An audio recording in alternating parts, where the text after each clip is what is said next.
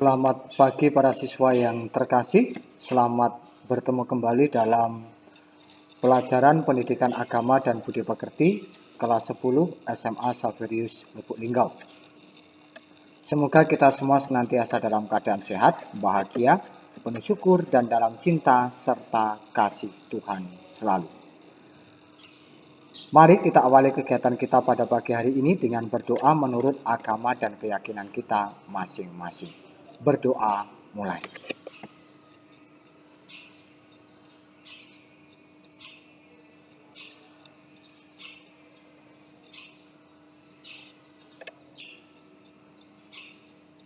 Berdoa selesai.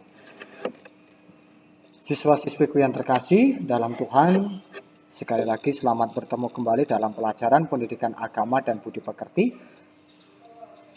kelas 10 SMA Saverius Lubuk Linggau. Pada pagi hari ini kita masih akan membahas materi tentang kitab suci, ya.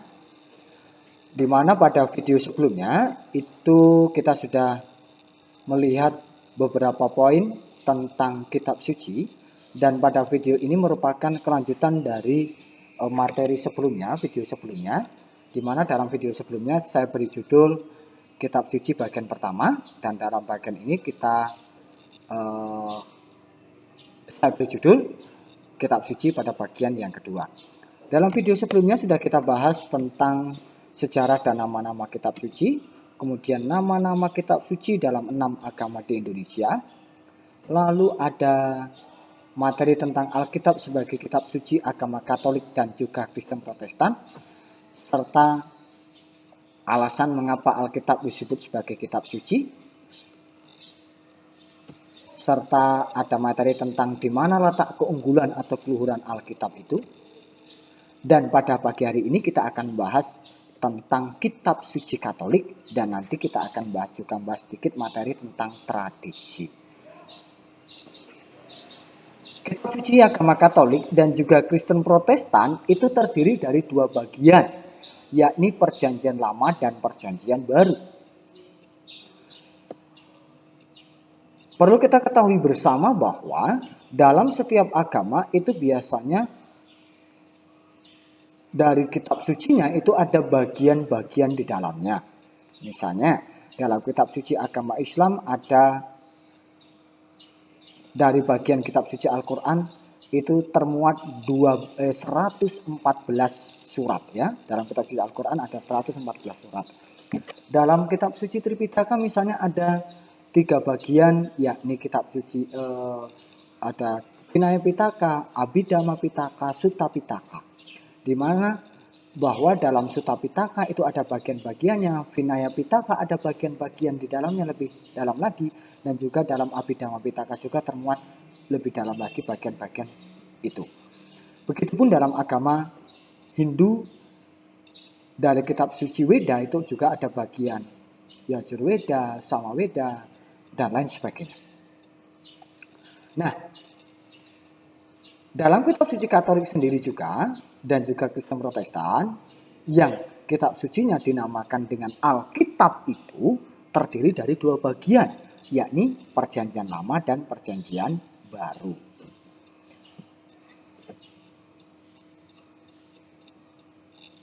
Mengapa dipakai istilah perjanjian? Kitab suci disebut perjanjian karena berisikan perjanjian Allah dengan manusia.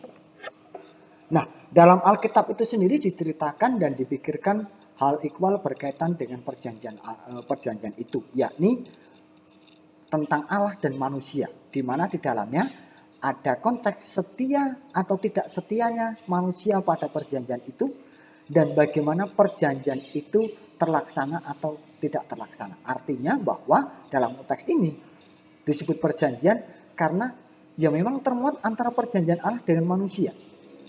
Perjanjiannya seperti apa? Ya perjanjiannya kira-kira secara umum adalah ketika manusia, perjanjiannya adalah kira-kira seperti ini.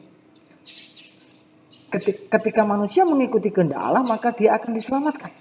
Tetapi siapa tidak mengikuti kehendak Allah, dia tidak akan diselamatkan. Atau siapa yang mengikuti kehendak Allah, ketentuan-ketentuan sebagaimana yang dia menetapkan oleh Allah, dia akan memperoleh keselamatan, rahmat keselamatan. Sementara yang tidak mau mengikutinya, tidak mau mengikuti kehendak-kehendak Allah, kehendak-kehendak Tuhan, dia tidak akan memperoleh keselamatan itu. Itulah kira-kira perjanjian tersebut. Lalu dipakai istilah perjanjian. Mengapa dipakai istilah perjanjian? Tapi sudah dibahas sebelumnya. Berkaitan dengan perjanjian Allah dan manusia. Lalu dalam perjanjian itu kenapa dikatakan lama dan baru? Mengapa disebut kitab suci perjanjian lama dan kitab suci perjanjian baru? Ada dua alasannya. Pertama, berkaitan dengan asal. Perjanjian lama atau yang saya singkat di sini PL berasal dari bangsa Israel. Dan perjanjian baru berasal dari gereja perdana atau kelompok pertama orang-orang yang percaya pada Yesus itu. Nah, maka dalam hal ini bahwa berkaitan dengan asalnya, kalau perjanjian lama itu terbatas pada bangsa Israel, hanya membicarakan tentang bangsa Israel saja, sedangkan dalam perjanjian baru itu tidak hanya bangsa Israel tetapi juga memuat bangsa-bangsa lain. Nah, itu maka berkaitan dengan asalnya, seperti itu alasannya tadi. Karena perjanjian lama itu asalnya dari bangsa Israel, sedangkan perjanjian baru itu asalnya dari kelompok gereja perdana. Apa itu gereja perdana? Itu adalah kelompok pertama orang-orang yang percaya pada Yesus itu. Artinya Yesus pada awalnya memiliki pengikut-pengikut. Pengikut-pengikut itulah yang pada awalnya mempercayai Yesus, dan kelompok itu dinamakan dengan kelompok gereja perdana. Ya. Nah, lalu yang kedua, alasan mengapa kitab suci perjanjian lama disebut demikian, dan disebut juga kitab suci perjanjian baru yang juga ada alasannya. Alasannya adalah bahwa yang kedua berkaitan dengan isi. Kalau perjanjian lama itu hanya terbatas pada suatu bangsa, yakni bangsa Israel saja, khusus bangsa Israel, sedangkan untuk perjanjian baru itu untuk semua orang yang percaya. Ya. Nah, ini berkaitan dengan isinya. Itu alasan kenapa disebut perjanjian lama dan perjanjian baru. Dari sisi historis juga bisa kita lihat bahwa kalau perjanjian lama itu keberadaannya dan muncul serta berada itu sebelum Yesus lahir, sebelum Yesus ada. Sedangkan kalau perjanjian baru itu keberadaannya, kemunculannya, adanya kitab itu adalah setelah Yesus lahir. Ya. Kalau kita lihat dari distingsi atau perbedaan dari sisi historis. Lalu, sekarang kita melihat jumlah dalam perjanjian lama dan perjanjian baru. Jumlah kitabnya dalam perjanjian lama dan perjanjian baru. Setiap kitab suci itu pasti memiliki jumlah isi tertentu. Sebagaimana yang saya kemukakan tadi, dalam agama Islam, dalam kitab suci Al-Quran ada 114 surat. Kemudian dalam kitab suci agama Buddha itu dalam kitab Vinaya Pitaka juga termuat bagian-bagiannya. Sutta Pitaka juga terdapat bagian-bagian kecil di dalamnya, dan juga Abhidhamma Pitaka pun demikian. Serta dalam kitab suci agama Hindu, dalam kitab suci Weda itu pun kitab Yajurveda itu pun ada bagian-bagiannya dengan pembagian-pembagian tertentu, dan juga Samaweda pun demikian. Nah, dalam konteks ini, kitab suci versi Katolik itu berjumlah 73. Di mana terbagi dalam 46 kitab perjanjian lama dan 27 kitab perjanjian baru. Nah, lalu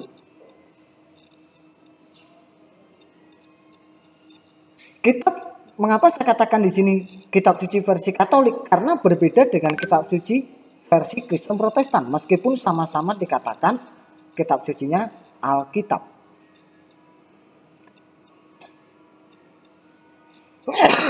Maaf. Dalam Alkitab, kitab suci agama Kristen Protestan, itu jumlahnya berbeda dengan agama Kristen Katolik. Dalam Kristen Katolik itu kitab suci perjanjian lama berjumlah 46, dan dalam kitab suci agama Kristen Protestan berjumlah 39. Kalau perjanjian baru itu sama, 27 juga. Nanti kita akan lihat lebih dalam lagi apa yang kitab-kitab apa saja yang membedakan antara kitab suci agama Katolik dan kitab suci agama Kristen Protestan. Meskipun kita sama-sama meyakini, mengimani nama Alkitabnya adalah, nama kitab sucinya adalah Alkitab. Berikut detail berkaitan dengan jumlah. Nama-nama kitab pada kitab suci perjanjian lama yang diakui gereja Katolik oleh agama Katolik ada 46.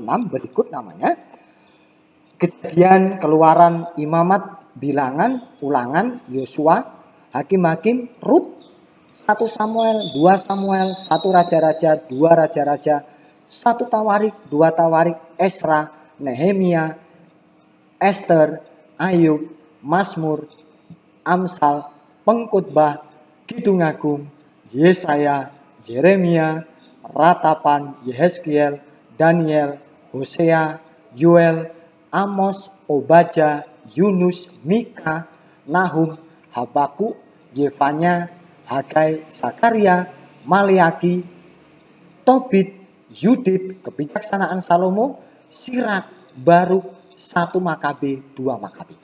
46 jumlahnya. Nah, kenapa ini ada tulisan yang saya bedakan? Ini tulisan warna hitam dan ini tulisan warna merah. Ini bukan karena variasi ya, ada maksud tertentu. Dari 46 kitab ini yang membedakan dengan agama Kristen Protestan, kalau agama Katolik itu mengakui 40 atau menggunakan 46 kitab ini dalam perjanjian lama. Sedangkan dalam agama Kristen Protestan itu yang dipakai itu hanya nomor 1 sampai 39 ini. Artinya dari Kejadian sampai Maliaki ini. Dalam agama Kristen Protestan tidak menggunakan kitab Tobit, Yudit, Kebijaksanaan Salomo, Sirak, Baruk, 1 Makabe, dan 2 Makabe. Alasannya adalah karena berkaitan dengan latar belakang historis, sejarah.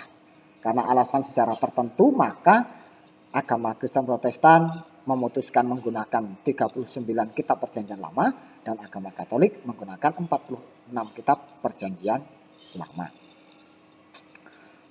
Itu ya. Nah, kalau kitab suci perjanjian baru, baik agama Katolik ataupun Kristen Protestan itu sama-sama menggunakan 27 kitab ini. Ya, maka untuk perjanjian baru tidak ada perbedaan antara Kristen Katolik dan Kristen Protestan. Apa saja nama-nama kitab pada kitab suci perjanjian baru?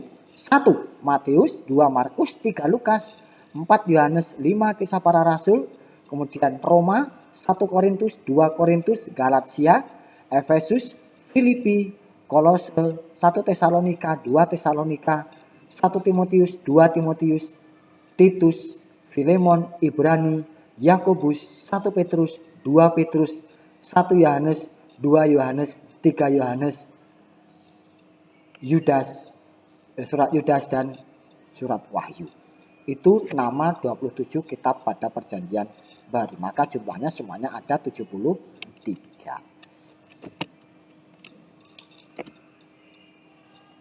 Nah, ini tentang kitab suci. Yang kita bahas hari ini tentang kitab suci Katolik. Nah, seperti yang saya katakan sebelumnya, kita akan membahas juga hal lain yang ada kaitannya dengan kitab suci, yakni tradisi.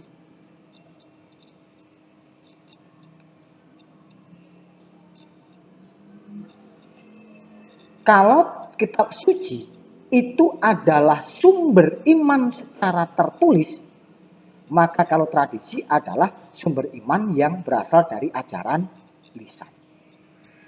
Itu membedakan. Maka ada dua kaitan. Kenapa di materi kitab tradisi saya masukkan dalam materi di sini.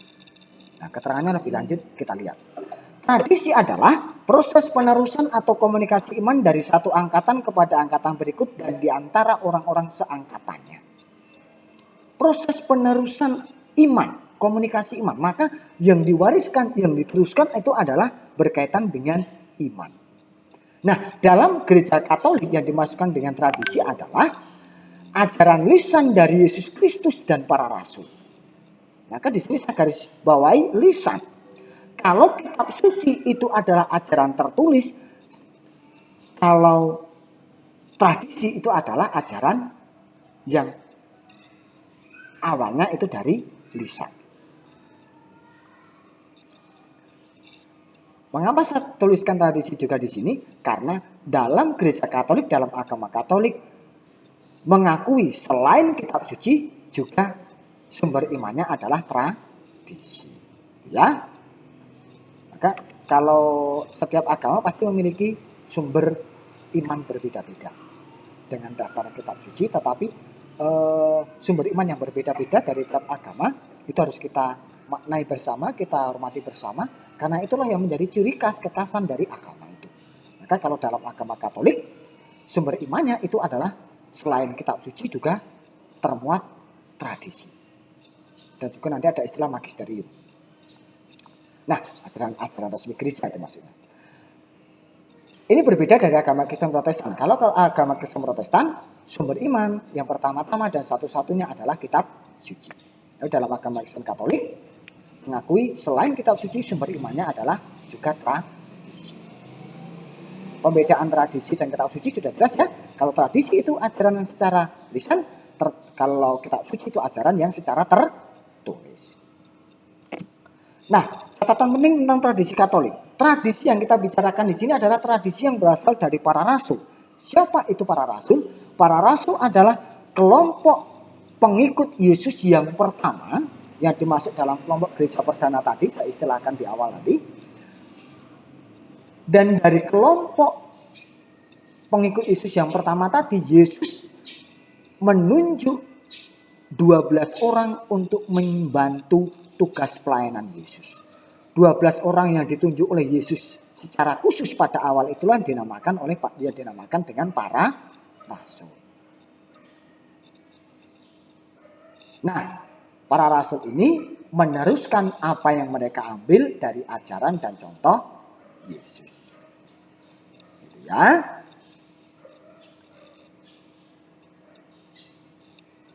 Maka tradisi yang di sini kita katakan tradisi iman yang berasal dari para rasul. Para rasul dapatnya dari mana? Ya dari kehidupan Yesus. Yang ketika mereka itu bersama-sama dengan Yesus. Di mana yang hal itu yang tidak termuat dalam kitab suci, itulah yang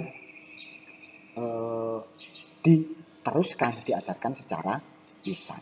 Dan kemudian berkembang terus-menerus hingga pada masa sekarang. Ini siswa-siswiku yang terkasih.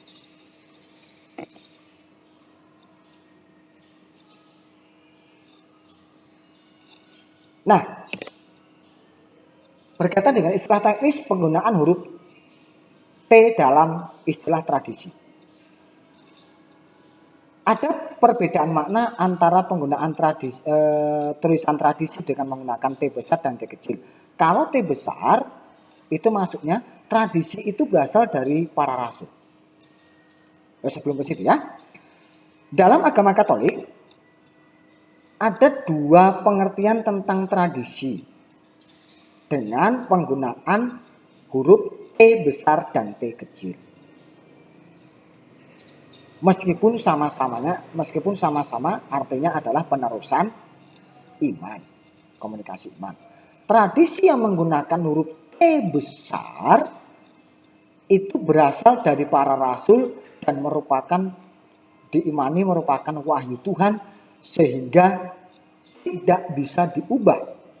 Karena apa? Itu merupakan hal yang mendasar dan juga didasarkan dari kitab suci. Artinya, tradisi yang T besar ini itu ungkapan dari atau penjabaran dari kitab suci. Hal yang termuat dalam hal yang memang sudah ada dalam kitab suci, tetapi tidak termuat secara detail dalam kitab suci. Itulah tradisi.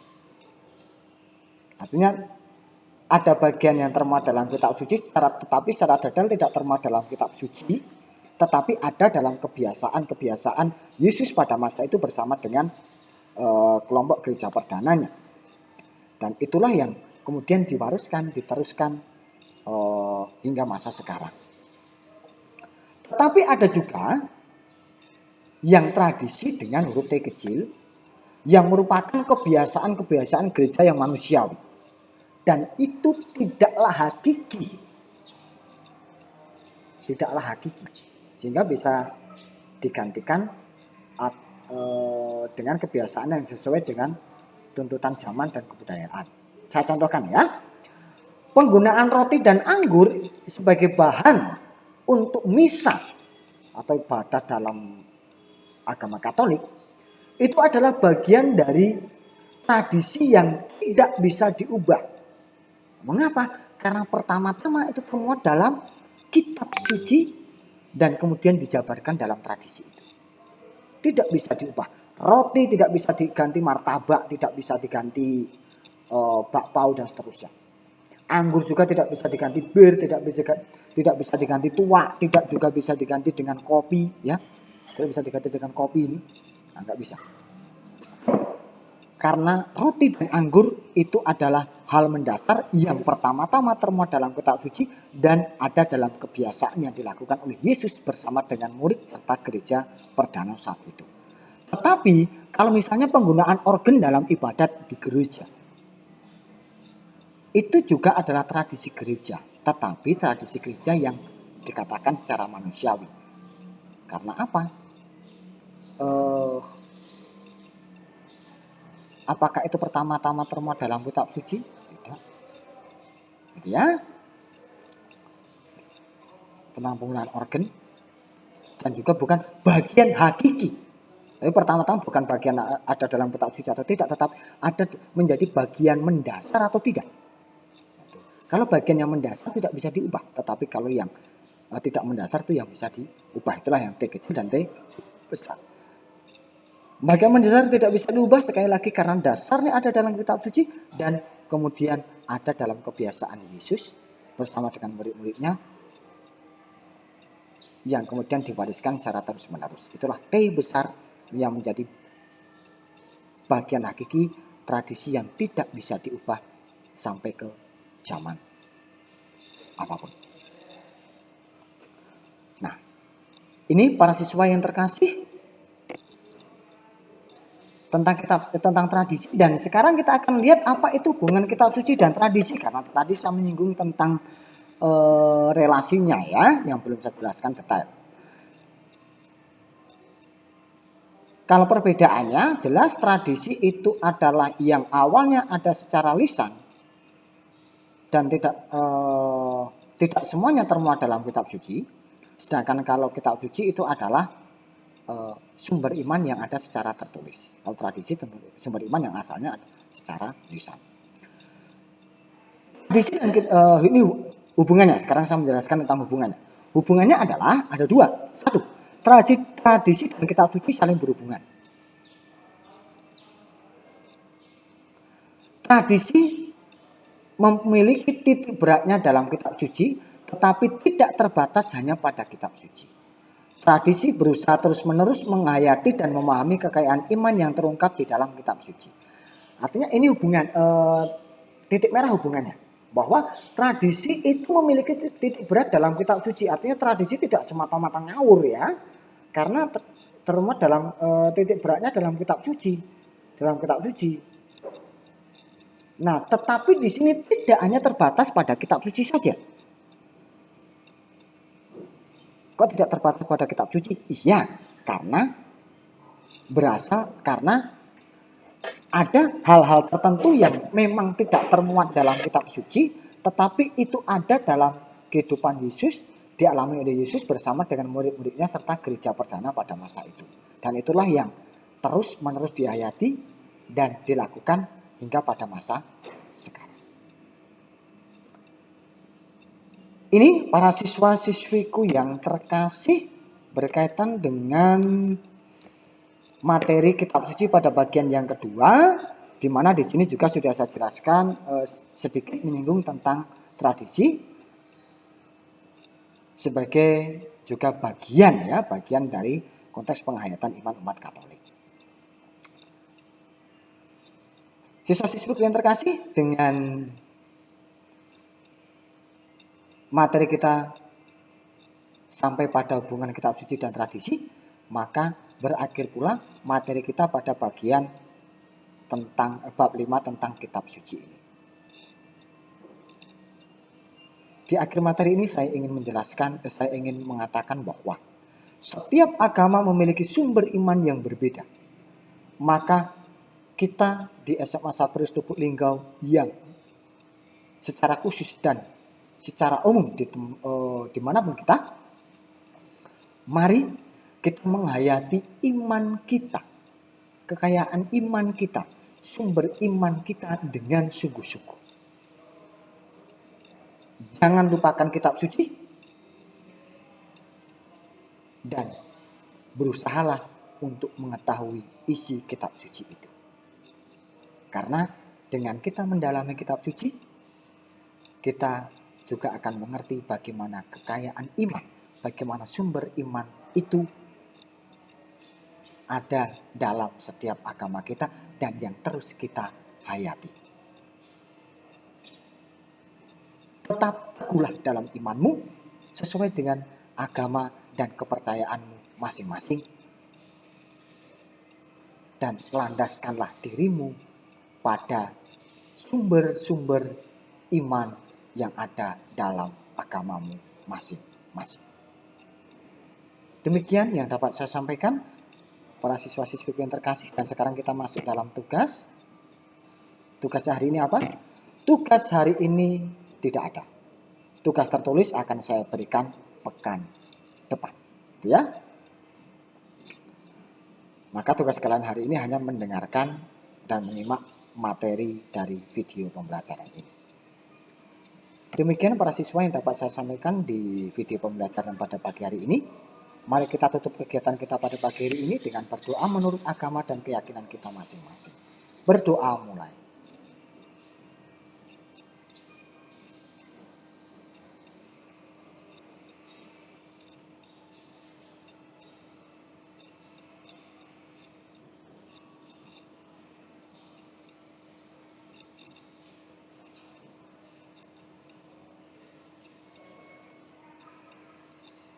Berdoa selesai. Terima kasih. Semoga berkat Tuhan senantiasa menyertai kita semua. Amin.